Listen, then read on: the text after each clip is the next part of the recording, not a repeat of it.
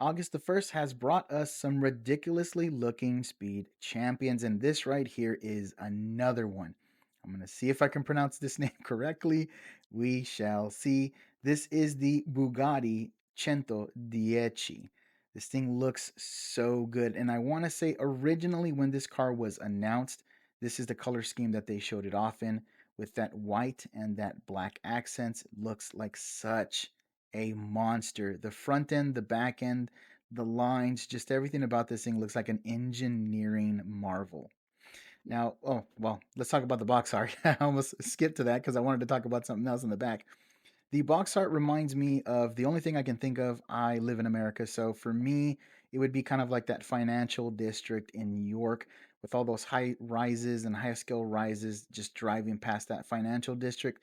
That's what it kind of looks like to me in the background. Now, this is what I really want to talk about. So, we have a picture of the Bugatti right here, and then its brick built version. Look at how clean and just how sexy that car looks in the background. The back end right here looks like such a monster. Just look at the exhaust. This thing looks as if it's just going to be shot into the stratosphere, into another dimension. Such a great looking car. Okay, well, without further ado, let's get into the review.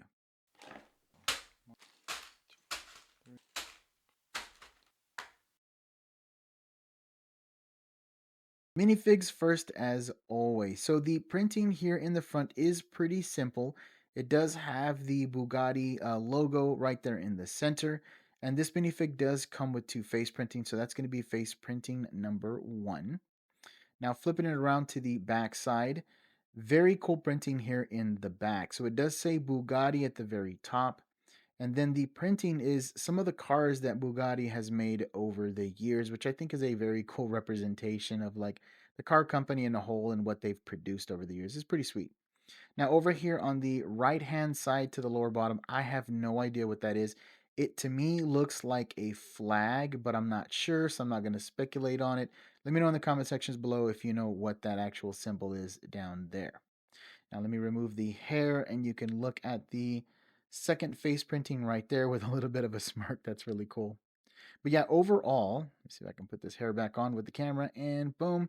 Yeah, overall, cool minifig to go along with this set. It is time for us to look at the Bugatti Centodieci. Okay, I really wanted to like this Speed Champion, but there are some glaring issues that just really throw it off visually. Now, when I say visually, the angles they got correct. I mean, the brick built version of this car looks really good. It is unfortunately the stickers and some of the printing that just looks off. Okay, so first off, let's take a look at the front. So we have a great Bugatti symbol right there, which is iconic. And then also on top of that, this piece right here is also printed with the Bugatti logo.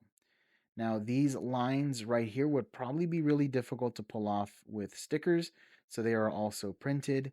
And then these are also printed right here. And then same thing with this piece up front, which is a part of the, and I'm going to call it a frunk because the engine is back here. So the frunk back part going into the windshield.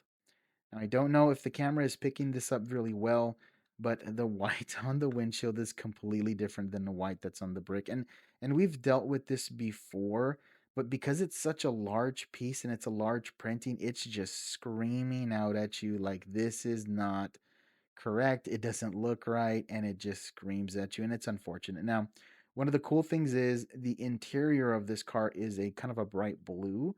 And so it just kind of pokes out through the windshield, which I think looks really, really cool. It just looks nice. It just looks nice. You got to give them, you got to give them credit where there's credit due. All right, now flipping it around over to the side again, we have stickers that don't match the brick color, and so it just kind of pops out at you, and it's unfortunate, but that's just the way that it is. Now, with these wheels, they look so freaking good. I love how you're spinning the wheel and it's just cutting through the wind. Looks very, very good. Now, as we flip the car around to the backhand side, like I said before, this thing looks like a rocket ship and it's fast enough to basically just go back in time. This thing does not need a flux capacitor. That is for sure. If you know where the flux capacitor quote is from, leave it in the comments below. But this thing looks mean. It looks like a rocket ship, and it's very cool. So the wind diffusers, this is actually like a miniature black axe that they use to make the wind diffusers back here, which is a very cool part usage.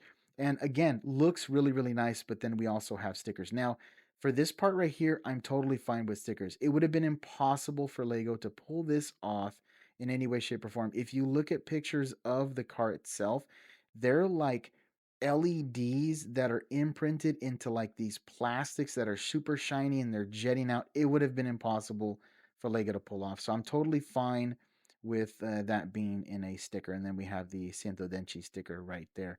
But yeah, just a mean looking back end. And this thing looks like it can provide a ton of downforce for this car because this is a very, very fast supercar. Now, the opposite side is basically the same. There's nothing different. So, yeah, that's pretty much it about that. Okay, so now looking at the top of the car, you can clearly see, man, this is so off. And then even back here with this part of the windshield that's, over the engine, it's also quite off, and it's unfortunate. I'm not sure what printing process they use, and I know that you're supposed to put a layer of white down or a couple layers of white, and then whatever color you're going to be putting on top so that darker things don't shine through the white. And I don't know what printing process they're doing, but I feel like maybe it's lacking a little bit. They just need to add a little more white and then try to color match. And then this thing would look great. But it's such a big piece that's printed that's a completely different color. It just throws this car off, and it's very unfortunate. Now, a weird thing, and let me see if I can pull this off without putting the car down. Eh, Okay, got it. Looking at the interior, it's a nice blue. It's iconic for Bugatti to have blue in the interior, and that's exactly what they have here as well. And then we have a sticker here for the center like console part. And I'm going to put some B-roll in here on how they did the sticker for the center console. Why don't they do that with all the stickers? Why are they not just clear?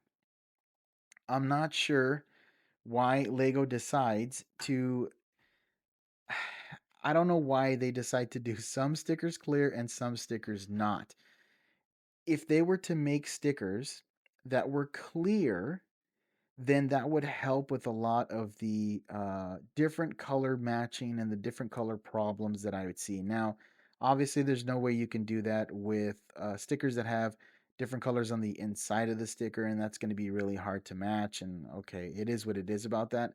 But if they've already printed a sticker clear, why not just do that with all the other stickers so that the surrounding outside matches the brick that you're putting it on?